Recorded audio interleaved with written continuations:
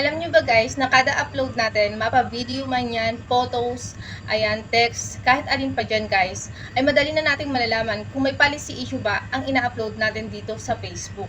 Hindi na natin kailangan pa pumunta sa support inbox tapos your alerts para malaman natin kung meron tayong violations. So guys, gusto mo malaman at interesado ka? Tara! Tayo guys sa ating Facebook, then pindutin natin tong profile natin dito sa kaliwa. Ayan, pupunta tayo sa ating mga video na in-upload. Kunyari may in-upload na ako ngayon. Ayan. So, punta tayo dito guys. Itong video ito kunyari, kaka-upload ko lang. Punta lang tayo dito sa See Insights and Ads. Dito sa kaliwa guys. Click lang natin yan. Ayan.